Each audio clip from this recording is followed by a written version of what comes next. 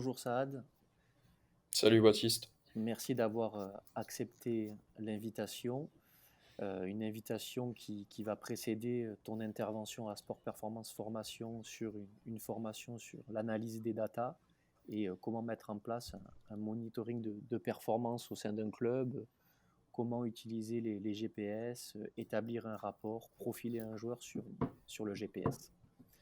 Est-ce que tu peux te présenter? Saad Drissi. Je suis issu de la filière STAPS. D'ailleurs, on a fait nos années d'université ensemble. C'est là où on s'est connus.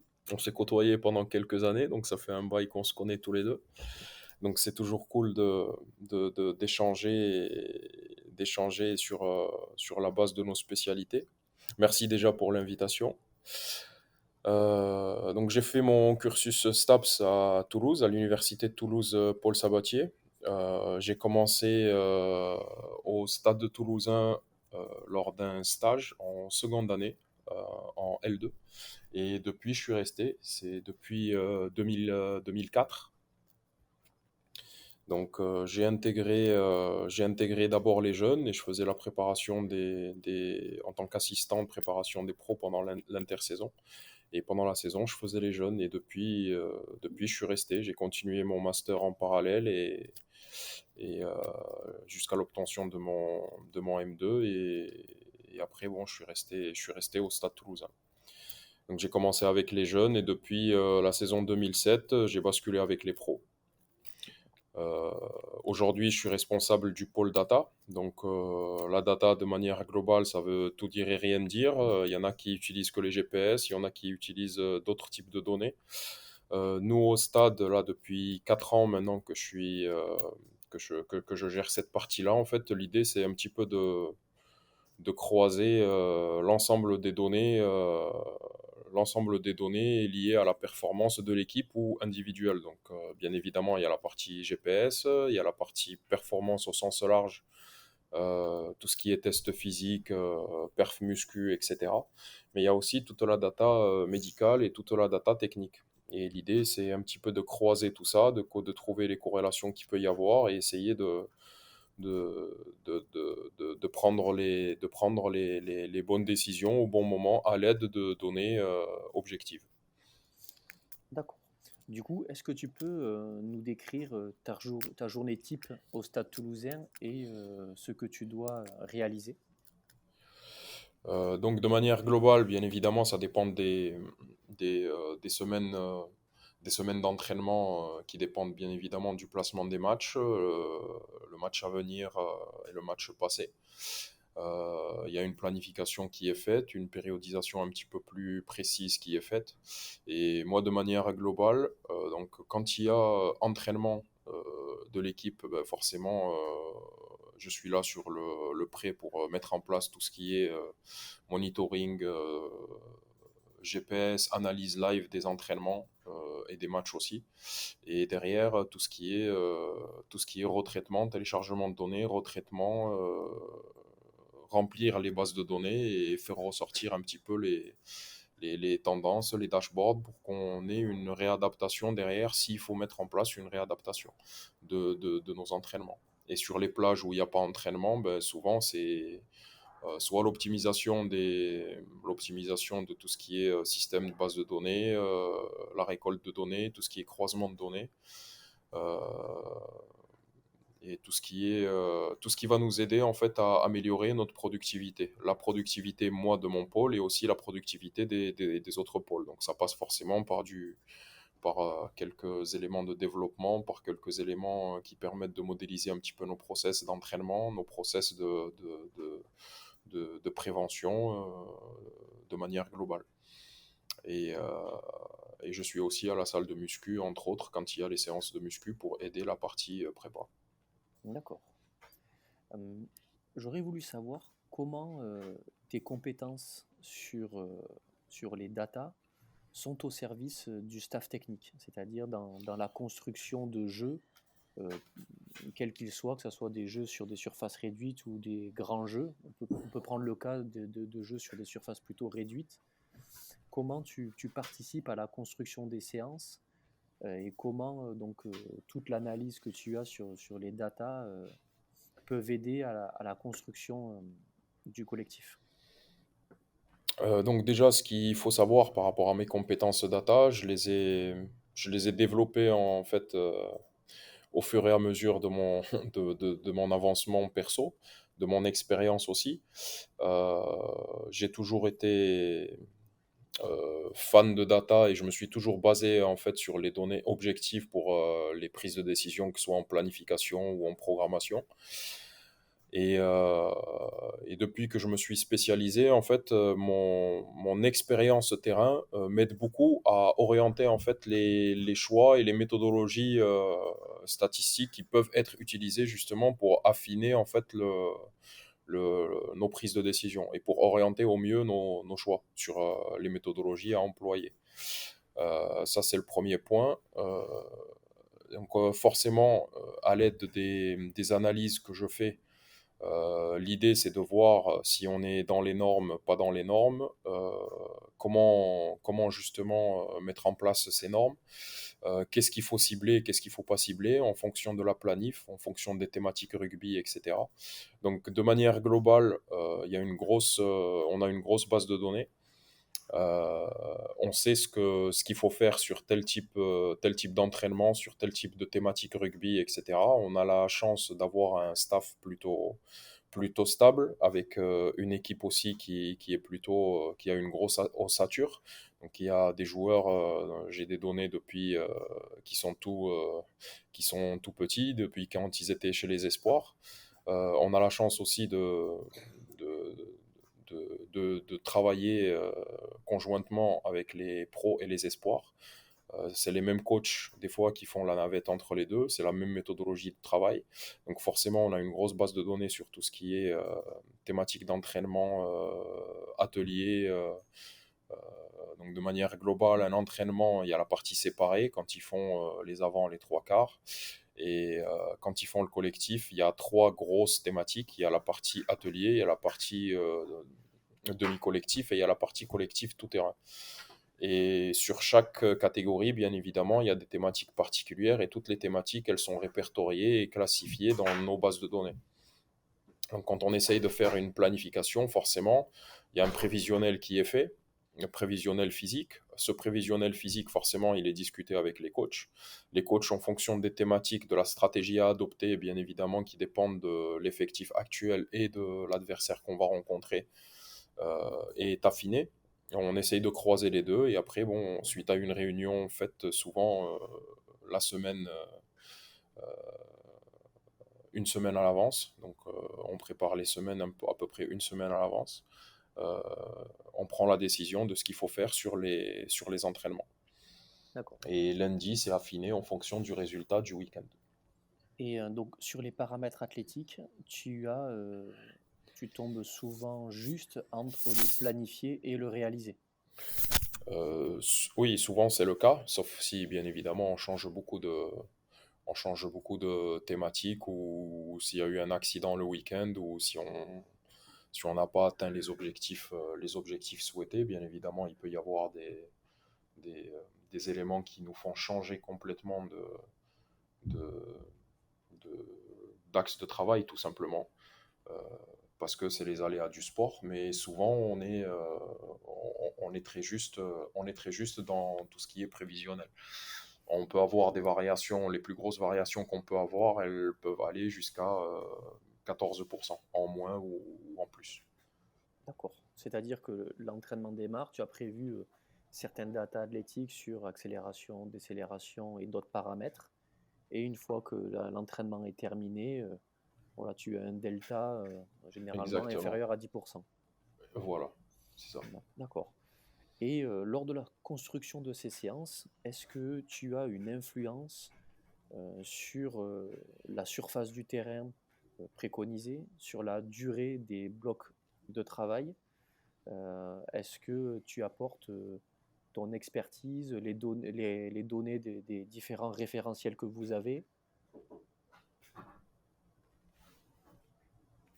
Tout ce qui est euh, tout ce qui est comment dire, surface de terrain, c'est gérer ça avec les coachs. Mais on ne fait pas de trucs précis, genre 10 par 10, 30 par 30 ou quelque chose comme ça. Comme j'ai dit, on a 3 thématiques d'entraînement, atelier, demi-collectif et 15-15. Tout ce qui est atelier, donc c'est tout petit périmètre. Tout ce qui est demi-collectif, c'est généralement moitié de terrain. Et tout ce qui est collectif, c'est tout terrain. Ça, c'est au niveau des surfaces. Après, là où on adapte beaucoup en fonction des thématiques, c'est profondeur de terrain pour limiter éventuellement tout ce qui est course longue. Ça nous arrive ça souvent sur les débuts de semaine et ou fin de semaine si on a trop fait. Après, par contre, sur tout ce qui est durée, là, bien évidemment, ça fait partie des choses qu'on discute beaucoup avec les coachs. Donc, durée du drill de manière globale. Donc, atelier, demi-collectif, collectif, le nombre de blocs. Et à l'intérieur des blocs, quand on fait du 15-15, tout ce qui est ratio, temps de travail, temps de récup pour les séquences en ball in play. D'accord. Et aussi par rapport au nombre de joueurs qu'on a. Souvent, pour schématiser, début de semaine, on utilise pas mal de joueurs. Comme je disais tout à l'heure, on a une grosse partie, les meilleurs éléments espoirs qui s'entraînent avec nous. Et on peut se retrouver entre 42, 43 joueurs jusqu'à 55 joueurs sur le terrain à gérer. Et fin de semaine, ben forcément, on essaye de réduire un petit peu ce nombre pour garder juste les joueurs qui peuvent être éventuellement opérationnels pour le week-end. Et donc du coup, tout ce qui est prise de décision sur la durée des séquences, la durée des drills, etc., c'est lié aussi à ça. D'accord. Du coup, le GPS est en live. Oui. Si le live ne correspond pas à vos attentes, euh, quel est ton mode d'action? Est-ce que tu observes et il n'y a pas de données qui sont données au staff technique, ou est-ce que le staff technique est prévenu en live du fait que le réalisé ne se passe pas à l'intensité souhaitée, ou inversement, que l'intensité ou le volume est en train de dépasser le planifié? Vu notre mode de fonctionnement et comme je disais, on se connaît suffisamment entre nous, je sais comment fonctionnent aussi les coachs. Moi, par expérience aussi, je n'interviens jamais sur un entraînement. Et même quand je fais le live, je découpe les entraînements, etc. Mais ce que je regarde, c'est surtout les courbes d'allure de vitesse des joueurs. Mais je ne regarde jamais les chiffres. Donc, ça ne m'arrive jamais euh, de dire, ah, attention, on a dépassé tel seuil, il faut arrêter. Le seul moment où on fait ça, c'est éventuellement pour des joueurs qui étaient blessés et qui sont en reprise et pour qui il faut qu'on limite un petit peu le volume. On surveille volume, intensité. Et à ce moment-là, on met en place une routine déjà préétablie avant même le début d'entraînement pour qu'il y ait des rotations sur ce joueur. Mais sinon, on n'arrête jamais une séance ou on n'arrête jamais un joueur parce qu'il a dépassé tel ou tel chiffre, peu importe le paramètre. On laisse passer, on analyse post-séance, on en discute avec les coachs et s'il y a réadaptation à faire, on réadapte après. Et là aussi, c'est aussi lié à mon expérience terrain. De toute façon, on sait que physiologiquement parlant et nerveusement parlant, on peut les adaptations, ils sont une certaine latence. Donc, il y a un delta d'une quinzaine de jours de manière globale pour voir si les effets, qu'ils soient positifs ou négatifs d'ailleurs, que le mec il fasse beaucoup plus ou beaucoup moins, on a un delta de 15 jours pour éventuellement réadapter s'il faut réadapter. Si bien évidemment sur les 15 jours il est tout le temps au-dessus de ses seuils ou en dessous de ses seuils, ça veut dire qu'on n'a pas fait notre taf. D'accord. Mais la réadaptation, elle peut attendre la séance d'après, voire la semaine d'après.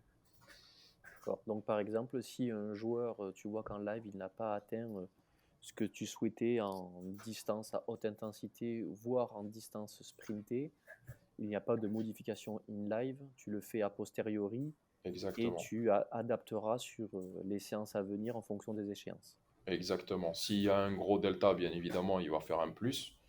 Il va faire un complément en fin de semaine, en fonction bien évidemment s'il est dans le groupe ou s'il n'est pas dans le groupe, s'il est remplace, s'il est titulaire, s'il est hors groupe complet. Il y a des compléments à faire, bien évidemment. Et après, par contre, sur la priorité, ça reste les séances de rugby. Et on essaye de tout construire et de tout programmer pour que l'intensité à mettre, que tout soit dans le rugby. Si on fait du plus, ça peut nous arriver, mais c'est rare. D'accord. Sauf si le joueur, bien évidemment, il ne joue pas. Là, c'est compensation plus un peu équilibré entre ce qui lui a manqué sur les rotations de semaine, plus compensation de match. D'accord. Du coup, tu parlais des joueurs également en phase de retour de blessure. Est-ce que en live ou même a posteriori, tu prêtes une attention particulière? Et si oui, euh, est-ce que tu peux nous en dire un peu plus? Euh, donc déjà, il y a deux temporalités, on va dire, à ce niveau-là pour les joueurs qui sont en reprise. Euh, Quand ils sont en reprise avec le groupe, à ce moment-là, on a le live et on surveille, comme j'ai dit tout à l'heure. Quand ils sont encore en process réattelé, là, c'est le prépa qui gère ça. Je lui mets à disposition le live. Et souvent, quand il y a des objectifs d'accel, de décel ou éventuellement de vitesse max ou de seuil de vitesse à ne pas dépasser ou à dépasser, euh, le live, il a son importance pour essayer d'adapter au mieux les dernières séances avant le retour à l'entraînement total. D'accord. Et souvent, ces critères-là, ils sont faits de manière... ouais, ils sont quasiment tous atteints la semaine avant la reprise totale. Sauf cas particulier, bien évidemment, parce qu'on a des joueurs qui peuvent, à la fin de leur rééduc, en fonction de la pathologie qu'ils ont eue, être à cheval entre deux paramètres différents. Il y a aussi l'effectif à prendre en compte, il y a pas mal de paramètres à prendre en compte. Mais de manière globale, le vendredi de la semaine avant reprise, il faudrait que le joueur en reprise, il ait atteint tous les objectifs. Ok. Et ça aussi, l'aide de la data, enfin, ça apporte beaucoup de choses. On a en interne mis en place un dashboard justement qui permet justement de cibler tout ça et voir à quel niveau il est le joueur, s'il a atteint ses normes ou pas, ses normes d'entraînement, ses normes de match, ses normes de semaine, etc. Par rapport aux paramètres qui nous intéressent aussi. Ok. Donc du coup, l'entraînement est terminé, tu traites les données. Qu'est-ce qu'il se passe ensuite? Tu envoies un rapport au coach ou tu as une réunion post-séance avec les datas? Est-ce que tu envoies également un rapport aux joueurs? Est-ce qu'un rapport est affiché? Comment ça se passe aujourd'hui? Et par ton expérience, qu'est-ce que tu as pu faire et où tu as vu euh, que c'était pas forcément favorable? Euh, avec l'échange des joueurs, déjà, souvent, j'affiche tous les dashboards liés au retour de séances et ou de semaines. Bien évidemment, il y a des joueurs qui demandent d'avoir des trucs particuliers ou individuels, et à ce moment-là, ben, on organise des retours individuels. Mais souvent, on affiche les dashboards à la salle de muscu, je les mets comme ça, ou à la demande, des fois, je les mets sur nos groupes d'échange, nos groupes de communication en interne. Donc là, le Ça, c'est lendemain matin, l'échange le avec le joueur. joueur voit ce qu'il a fait la veille. Exactement. Ok, Après, quand il y a des séances, par exemple, hier, on a fait deux entraînements à 14 heures, il y a le retour de ce qu'il a fait le matin. d'accord. Et les joueurs sont éduqués à la lecture des datas, c'est-à-dire est-ce que le joueur comprend ce que ça veut dire distance à haute intensité, accel, décel, ils sont éduqués et comprennent ce langage. Oui, Ok. de manière globale, oui. Les jeunes, ils viennent, ils échangent, on discute pas mal avec eux. On met en place de temps en temps des petits retours data justement pour essayer de, de lever les petites ambiguïtés qu'il peut y avoir entre les paramètres, entre les ratios qu'il peut y avoir, les pourcentages qu'il peut y avoir, où aller chercher l'info, etc. Tout ça, c'est mis en place. Après, toujours dans le cadre de l'échange avec les joueurs, ça peut nous arriver à certains moments de ne plus afficher la data. Euh, les périodes, par exemple, où on a enchaîné les défaites, etc., ben, ça peut nous arriver à certains moments où on dit stop la data, on continue de monitorer, on continue de faire ce qu'on fait, nous, en interne, entre staff, mais les joueurs, ils n'ont pas accès aux données. Euh, les, euh, Enfin, pour reprendre certains exemples par rapport à mon expérience, c'est le joueur qui va sprinter pour aller chercher la bouteille d'eau, le joueur qui, malgré la défaite, malgré le résultat négatif de l'équipe, il se conforte en disant oui, mais j'ai fait plus 10% par rapport à mes normes habituelles en HI, j'ai dépassé le 33 km/h en vitesse max, etc. Non, là on se trompe. La data, elle est au service de la performance de l'équipe. Donc, c'est d'abord le rugby. Donc c'est pour ça que ça fait partie des raisons pour lesquelles, par exemple, je ne me permettrai jamais d'arrêter une séance rugby. Si elle doit durer 2 heures, ben elle durera 2 heures et on réadaptera par la suite. Ça reste le feeling du coach, le feeling du manager, le feeling du joueur. Euh, enfin voilà, la data c'est un support, c'est un outil d'aide à la décision. D'accord. Et Et après le versant échange voilà. avec coach, le versant échange avec coach, souvent on fait donc meeting, comme je disais tout à l'heure, pour préparer la semaine, la semaine prochaine. Quand il y a séance, souvent on ne se fait pas réunion pour faire réunion, mais j'affiche les données, j'imprime une grande feuille et je l'affiche chez les coachs. Et je leur donne, moi je filtre déjà les données, les informations et je leur donne les infos importantes à l'instant T. Et après, on fait un point de manière globale à mi-semaine pour voir ce qu'il faut faire sur le reste de la semaine. De manière globale, on fonctionne un petit peu comme ça. Euh, et après, en termes de réunions bien établies, etc., on en a 2 par semaine. Deux et demi en comptant celle de mi-semaine. Mais il ne faut pas que ça soit très très long, il faut qu'on soit le plus vite opérationnel. On a début de semaine pour planifier ou réadapter ce qu'il y a à faire sur la semaine et mi-semaine pour réadapter fin de semaine et fin de semaine pour préparer la semaine d'après. D'accord. Ça, c'est les gros points. Et après, les dashboards, moi j'utilise pas mal Power BI depuis maintenant un moment. Donc c'est là où j'ai toutes mes bases de données, j'ai tout mon croisement de données, tous les dashboards en fonction du contexte et tout est partagé avec l'ensemble du staff. Donc ils ont la possibilité d'aller regarder quand ils le veulent tout ce qu'il faut regarder, en plus de l'impression, en plus des échanges qu'on a tous les jours. Toi qui as vu une évolution d'entraîneur et de staff au sein du Stade Toulousain, est-ce que tu te rends compte que les entraîneurs utilisent de plus en plus tes compétences et la data afin de planifier et de construire leurs séances? Mais ça, c'est indéniable, c'est la grosse évolution qu'on a eue. Moi, j'utilise les GPS depuis 2012. Donc, au début, bon, forcément, on l'utilisait que pour la partie un peu physique, pour faire une petite analyse de la tâche, pour savoir réellement ce que font les joueurs entre eux, en fonction du poste, combien court un pilier, combien court un trois quarts centre, combien court un arrière, etc., en termes de haute intensité, en termes de marche, etc. Maintenant, on n'est plus dans ça, on rentre vraiment dans le détail. Tout est lié aussi à la data technique.